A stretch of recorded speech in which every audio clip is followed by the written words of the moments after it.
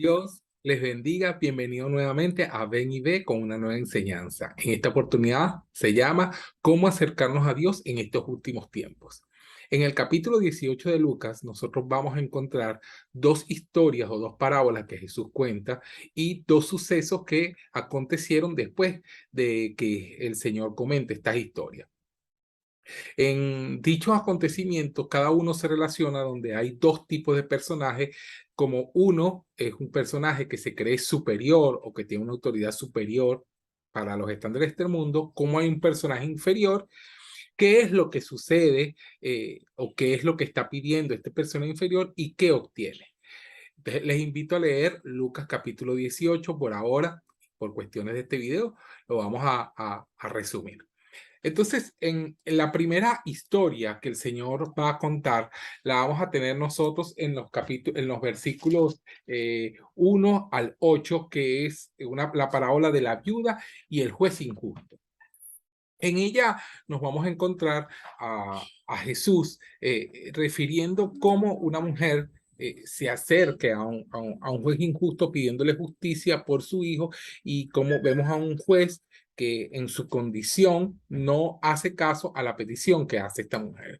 Sin embargo, ella insiste e insiste día tras día hasta que el juez reacciona, recapacita y dice, mira, le voy a tener que hacer justicia a esta persona porque si no, no me va a dejar en paz. La clave de este capítulo, de esta historia, la vemos en el capítulo 1, donde dice, y siempre el Señor dice, Él les contó una parábola sobre la necesidad de orar siempre y no desmayar. Vemos un personaje superior que era el juez injusto, que confiaba en su posición, es decir, en su orgullo, en su posición de liderazgo, en su posición de juez. Sin embargo, había un personaje inferior que es la viuda, donde ella se acerca a este juez, pero no logra a la primera instancia lo que le pide. Sin embargo, su actitud siempre es de constancia y dependencia. Ella pide y clama por justicia y al final el resultado de su perseverancia es que finalmente este juez injusto le hará justicia. Finalmente el Señor Jesús recoge en resumen, dice, ¿y acaso Dios no hará justicia a sus escogidos que claman a Él día y noche? ¿Se tardará en responderle? Es una pregunta que nosotros debemos respondernos y que el Señor mismo responde. Digo, os digo que pronto les hará justicia. Inclusive en Mateo 5 dice la Biblia que bienaventurados los que tienen hambre y sed de justicia porque ellos serán saciados. Pero lo principal de esta historia es que debemos acercarnos a Dios con perseverancia, con constancia y dependencia. Seguidamente viene otra parábola que acerca de el fariseo y el publicano.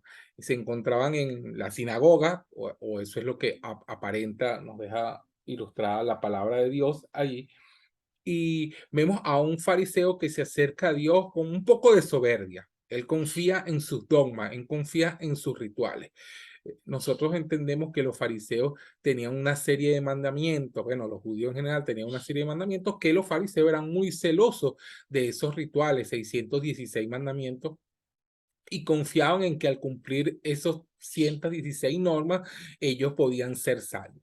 Sin embargo, había un publicano que entendía que no podía cumplir con cada uno de esos rituales y se acerca delante del Señor diciéndole, Señor, eh, sé propicio a mí, que soy un humilde pecador. Recordamos que estos hombres que eran cobradores de impuestos eran muy odiado por los judíos de aquella época, puesto que ponían muchas cargas sobre las personas. Un retrato muy bien que lo hace la serie de Chosen, hace un retrato muy bien de Mateo, que era cobrador de impuestos, y la relación antisonante que podía tener con los demás discípulos de Jesús y cómo muchas veces ellos le reclamaron por este trabajo.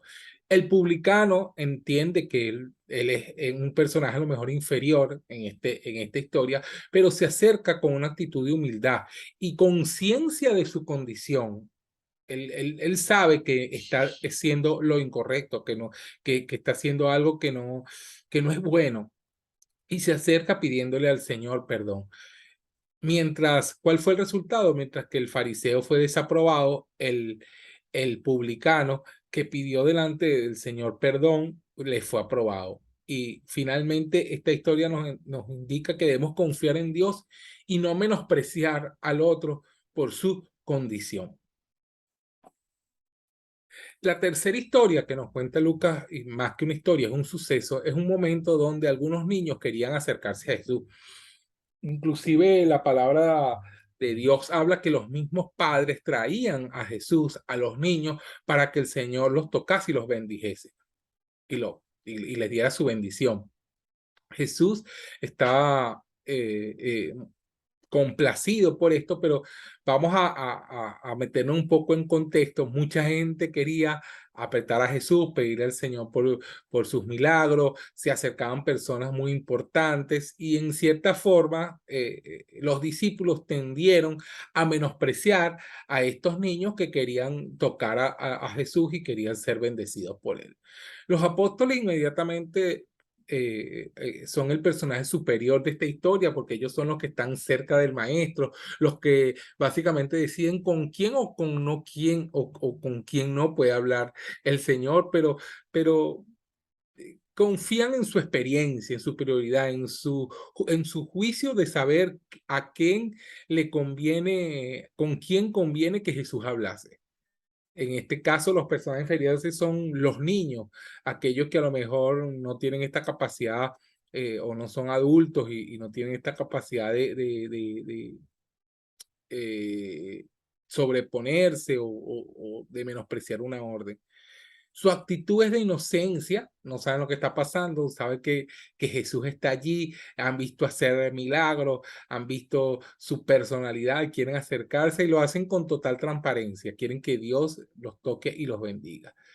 Él los pide para que el Señor los bendiga y como resultado el Señor da una frase muy importante que dice, de cierto os digo que el que no recibe el reino de Dios como un niño, no entrará a él. Da una lección, ¿no?